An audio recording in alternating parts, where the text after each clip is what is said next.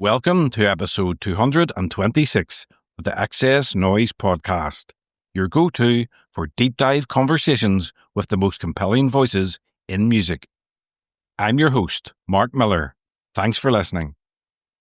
If you missed our last episode, I spoke with Ollie Knights from Turin Breaks about their 10th studio album, Space Hopper. It's well worth a listen if you haven't already. In this episode, I'm joined by writer and director Matt Aston to talk about Reception, the Wedding Present musical, a brand new stage production inspired by the music of David Gedge, The Wedding Present and Cinerama. Premiering this summer in Leeds, the show marks the 40th anniversary of The Wedding Present and features songs from across their celebrated career. Matt shares how the idea came to life, the creative process behind the show, and what fans can expect. So stay tuned for a brilliant chat about music, theatre, and everything in between. Let's get into it. This is Matt Aston on the XS Noize Podcast.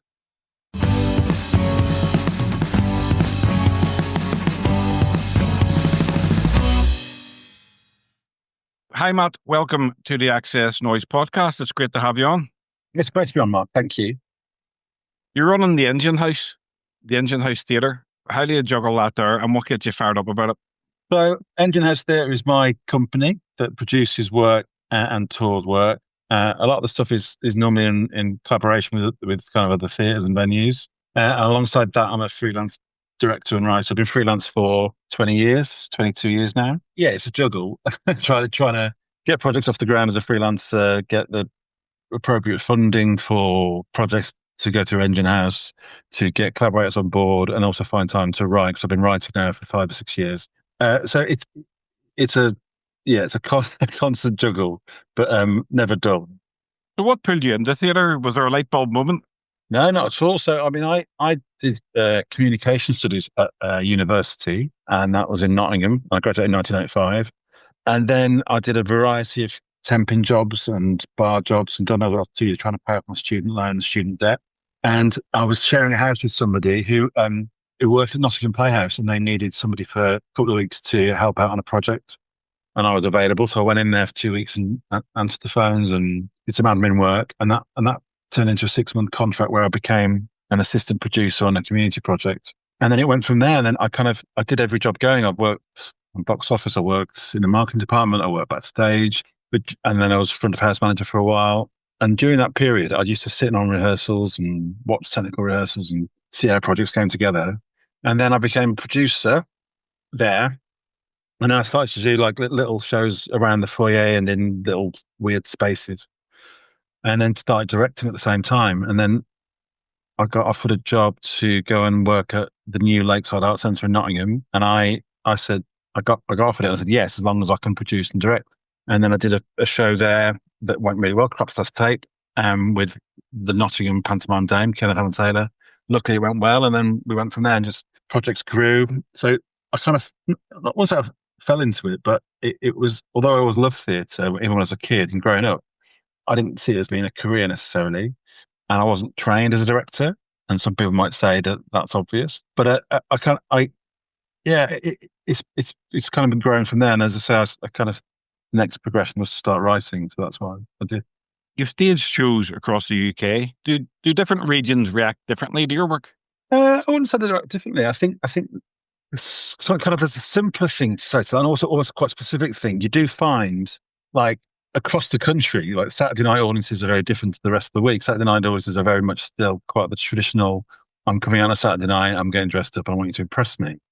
I remember doing a show about 11, 12 years ago at Nottingham Playhouse with the writer Billy Ivory called Diary of Football Nobody. And it was about Notts County, his team. And it was based on a diary called State Down Ross by Dave McVeigh, a footballer from the 1970s. And on the Friday night, the first preview, it was kind of, it was loads of laughing, kind of massive standing ovation at the end.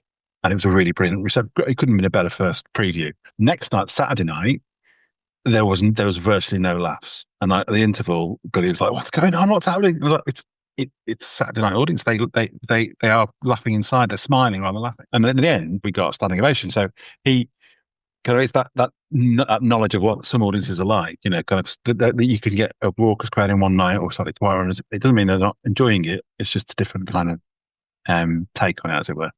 But I mean, I've done a lot of stuff. I've done a lot of stuff for children and families over the last few years, and kind of children audiences across the country will be very clear in giving you their thoughts of whether they're enjoying it or not. So, there's that to think about as well.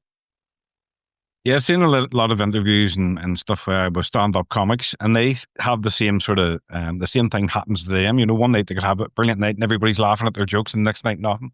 Yeah, exactly. And it doesn't necessarily mean they're not enjoying it. It's just that they're a smiling audience rather than a laughing one. Yeah. So let's dive into reception. Where did the idea come from, and why the wedding present? So, I mean, I've been a fan of the wedding present since 1988.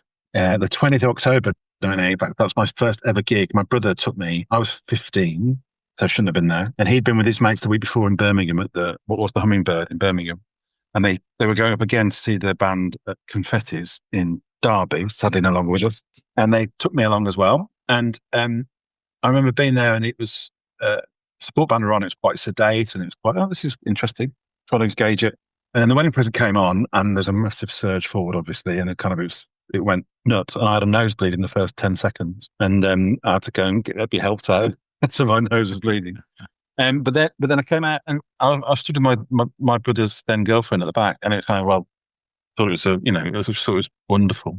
And then that started like a gig, going to kind of gigs all the time for the next 5 or 6 years, and then always going back to the wedding present, and they just became my favourite band. And over the years, as they kept going, so did I. And I must have seen them about 60, 70 times if you include Cinerama and his other band, and festival appearances. And so, as I started to work in theatre, I never really thought there'd be a chance to do a musical based on their song. And then I saw them. It was actually 16 years ago today, April the 30th, whatever it is today, the 30th. Yeah, he did a gig at David Gedge did a gig at Leeds Playhouse. It was West Yorkshire Playhouse as it was then, with the BBC Big Band, the Radio 3 BBC Big Band, and the arrangements were kind of very kind of easy listening jazz, kind of that kind of ilk. And they couldn't have been more different from the songs, like indie guitar band. And I remember at the time just thinking, well, that could work in a show, this kind of style. And I've kind of parked it. And then a few years later, about 10 years ago, I saw Cinerama with a 16-piece orchestra in London. And it was with the writer I mentioned earlier, Billy Ivory. He was there with me. And I said, this is musical theatre. These songs could absolutely come straight out of a musical. And that's when the idea started to take more kind of traction. Didn't think much of it again. And then about 6 years ago, I live in York now, and my kids go to the same school as the kids of Tony Herrera, who is the owner of the record label that releases Wedding Present music. And we got chatting outside a Wedding Present gig, and I'd had a few, and I said, I've got this idea for a musical, can we have a chat about it? And we went for coffee, and he said, well, I'll talk to the band and see what David thinks. And David was up for it. And then we met for a bite to eat at Tony's house. And we had a really good chat about it, how it might work, and my initial ideas for the story. And David was up for it. And then COVID happened, so everything kind of took a back burner when everything closed down. And then it went from there. And then so me and David have been in conversation about how the songs might work, and what songs I'd use, and how to make it work from a story point of view, and finding songs that would fit the story. And the story being about a group of university students from Leeds in 1985, which is when the band's first single came out. And it's gone from there, really. And it's kind of, we're now at a point where the script's in pretty good shape, and we've got a chance to use this venue in Leeds, and that's where we're at, really. So how involved has David Gedge been in the process? Is he right in the thick of it, or is he a bit hands-off? We're calling him creative consultant. He's been quite hands-off, so kind of let me get on with it. But I'll always go to him for any thoughts and suggestions, and if I need an opinion. And he's been really brilliantly supportive, and he's kind of been right behind it as a project. And he'll come to some of the rehearsals. He's read the script. He gave some feedback on that, because one of the early drafts of it, we did a reading of it at Leeds Playhouse, and the general consensus was that the first act was really, really good, and the and then the second act was really terrible. So I had to go and rewrite that, which I did, and it's in much better shape now as a result. I think he's preferred being slightly more kind of hands off in that respect. But I've said, kind of, you can be as involved as you want to be, but we're going to crack on anyway. But he's been nothing but great, and like particularly kind of publicity wise, he's been great, just helping out with interviews and stuff like that. Yeah, he's been great. You said the story follows a group of Leeds uni mates over 5 years. How did the lyrics help shape that coming of age journey? Well, I mean, I always thought that The Wedding Present and his lyrics, David's lyrics, are very conversational and very down to earth, and I mean that in a as a compliment rather than criticism, and very relatable as well. So each song that there's a beginning, middle, and end, and quite, as I say, quite conversational and storytelling.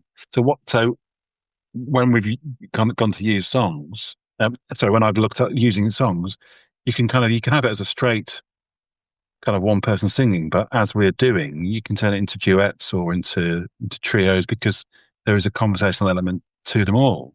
So, for example, a song like My Favourite Dress, we're doing it as a duet between, kind of two former lovers. So, I mean, that works really well. And Brass Neck again, kind of is the kind of a couple splitting up works really well with those lyrics, and it as a kind of as I say, a duet. So I think it was just a challenge to try and find those songs that work. Now, of course, in most musicals, the lyrics will be written to kind of drive the story forward. So it's about finding those, making sure that fits. We don't want kind of a dialogue and story and then song dialogue. So it needs to help to move the show forward. And generally, I think we found that. Of course, some of the lines might be slightly incongruous in terms of the story, but generally, across the board, it's working pretty well. And I believe the show includes a new track. He's written on the last tour, last autumn. They played 3 or 4 songs. They played 3 or 4 new songs at that gig, and he recorded some live versions of them and sent them through. So I'm actually still in the process of choosing which one to use, because he said I think 6 to him, now down to 3. And it's just about which one going to work best. So yeah, just still choosing that one, which is great. It's really exciting. It's brilliant, because we'll have Go Out and Get 'Em Boy, their first singles in the show, and then obviously they've got their latest stuff as well. And the premiere lines up with the band's 40th anniversary. Was that a timing accident or part of the plan? I'd like to say it's part of the plan, but I mean, because originally as I say, we started talking about the show 5 years ago, and then COVID happened, and then it was kind of penciled into a couple of venues. Autumn 2022, and it fell through. And then there was discussion about it being involved in Leeds 2023 kind of cultural festival, and then that didn't work out. And then last January, we started talking to Slung Low, whose venue, the Warehouse in Holbeck, is where it's going to premiere. And it just that's when we worked out it's going to be the 40th anniversary of the band and of the debut single, and it all seemed to make sense to tie in with that. Yeah, happy accident. Happy accident, exactly. But if anyone asks, yes, of course, we thought it through from the outset. And you mentioned Slung Low. How are you using that space to your advantage? So the Warehouse is a relative new space for them, and the clues in the name of the venue. It is literally a warehouse, which they've done a number of theatrical events and immersive events and dance shows and big old productions. But this is the first time that they've both given it over to somebody for 2.5 weeks. So there will be a traditional kind of rake seating with kind of the performance area, but there'll also be, I think it's 8 kind of round tables, kind of cabaret style, that are called kind of wedding guest tables. And then so Monday to Thursday, during the run, that'll be table service, glass of fizz, wedding favours on the table. And at weekends, we're calling them top table tickets, where they'll get a 3-course wedding meal. There'll also be like a pre-show wedding bar where there'll be a champagne bar, and we're looking into having things like, photo booth and all the normal stuff. And it'll be decorated in the same way as the set will be. So you get the idea that it's going from the bar area into the show. And then we're looking into also having a post-show kind of wedding disco, just for half an hour, so people can kind of come and meet the actors, meet the cast, and have a drink after the show. So it's all part of it. It's a kind of it's a bigger event rather than just you rocking up and seeing the show. And have you got the cast all together now? No, we actually auditioned 19th, 20th, 21st of May. So it's a cast of 10 active musicians. There are 2 or 3 of the roles that we've kind of approached some actors that I worked with before, and we're in conversation about getting them signed up.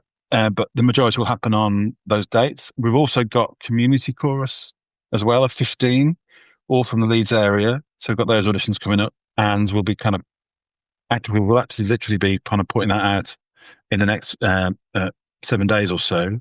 And people can sign up to a newsletter on our website, weddingpresentmusical.com. And one of the things that will be going out in the next week or so is details of these auditions. So it's a big old show, and it's a great opportunity for these 15 or so community performers to work with a professional creative team, professional cast, and get hopefully have a really great time in it kind of helps put the show together. It's very much a Leeds story. They're a Leeds band. It's all set in Leeds, apart from one scene that's set in Brighton. Yeah, so it's kind of it's harking back to those kind of mid-80s, C86 days in Leeds. What kind of performers are you looking for? So the main cast will be actor musicians, so they'll play, they'll dance, they'll act, they'll sing, and they come in and out of the band area. It's shows I've done shows like before.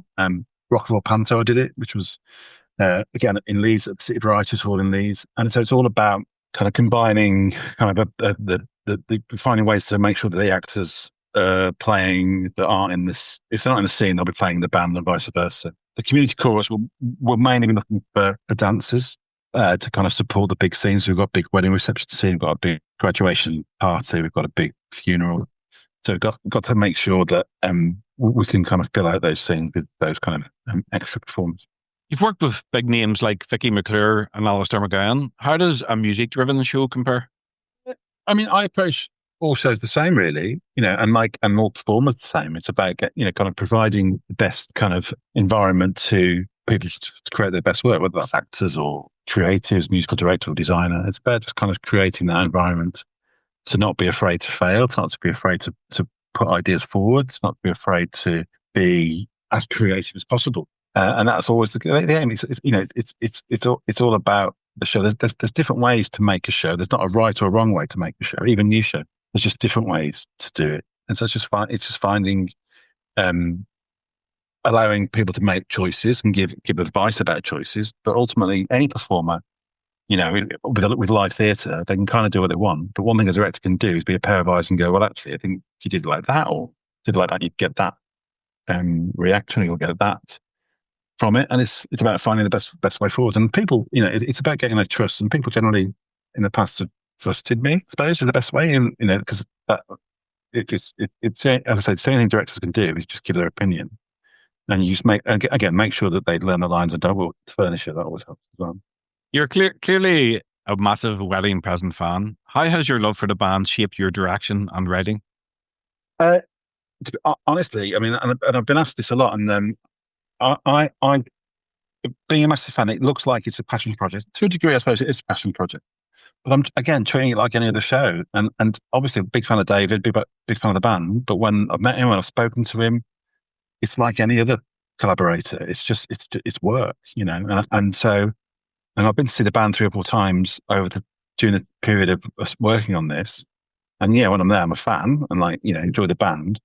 But the rest of the time, it's just a job. And I genuinely wouldn't be doing it if I didn't think it would work as a show, because there's plenty of other things I could be, kind of working on doing. But it feels to me like it's a show that will work, and that the music and the songs work for the musical, the show. And I think the script's in pretty good shape, and I think people will like it. I think the Wedding Present fans will, and I think the non-Wedding Present fans will like it. So that's the challenge.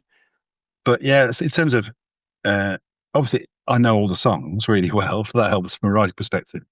But genuinely, I have to really treat it like any other job, because that's the best way to get the best result, I think. Is Reception staying in Leeds, or could it go on tour?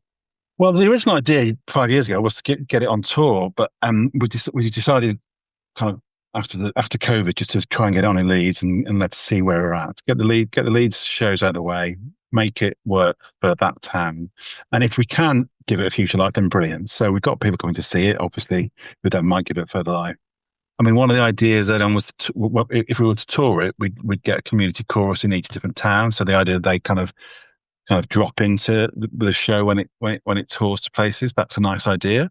But we kind of wait and see, really. Whether, I mean, who knows? I mean, it's like any musical, like any new show, like any new musical. You don't know how it's going to be taken out, and it's really, really hard to get a new play or a new musical off the ground. It's really hard, and then it's even harder then to get it a further life. So if it catches the wave and somebody sees it who wants to back it and take it on, then brilliant. But let's get this out of the way first, and then fingers crossed it has a further life after that. If you had to pick just one song that sums up the heart of the show, what would it be and why? A Perfect Blue, I think, which is a song from Take Fountain. It's my current favourite wedding present song, and it's a critical moment in the wedding reception that we use it when we find out that certain people aren't what they're cracked up to be. Hopefully, it will work really well. It's also a long time ago with a composer, musical director friend of mine. He's not actually going to be working on the show, but he did like a piano version of it that we sang along to, and it just goes, well, there's another example of how we can do different arrangements for these songs. So I think Perfect Blue is probably the one at the moment. But if you ask me tomorrow, I'd probably give you a different answer. Last one, Matt, and this doesn't have to be related to wedding present. What song or album instantly brings back one of your best memories? That's a very good question. And obviously, there's loads of wedding present songs. I think I'd have to say Teenage Kicks, I suppose, and a pretty obvious answer. One, because I was listening to Peel a lot in the 80s and 90s, and that was his favourite song. And that kind of takes me back to indie nights in the late 80s and early 90s, and the kind of sticky floors and the snakebite and black, and the people smoking inside. And it's normally a dingy kind of cellar of a pub while everyone, like all the other ones upstairs. So I think Teenage Kicks is yeah, it's something that's still always takes me back to that era. Yeah, it's a great song, and it's a song that was recorded not far from where I'm sitting. Oh, really? Okay, brilliant. Yeah. No, because I do an indie night like once a month up here in New York, and that's always one that kind of slips in it, and it kind of takes me right back. So yeah, good track. That's me done, Matt. Is there anything you'd like to mention before we wrap up? If you want to tell people where they can, when the show opens, where they can get tickets? Yeah, so it's going to run in Leeds at the warehouse in Holbeck from the 22nd of August till the 6th of September. And all the details and tickets and all that stuff can be found at weddingpresentmusical.com. And you can also go to the Leeds Playhouse website. But if you go to weddingpresentmusical.com, it'll have all the details and where to book tickets and stuff. Nice one. Well, Matt, thank you very much. It was a real pleasure to speak to you. It's really exciting. There's lots to be done. And it's been a pleasure to talk to you, Mark. Thank you.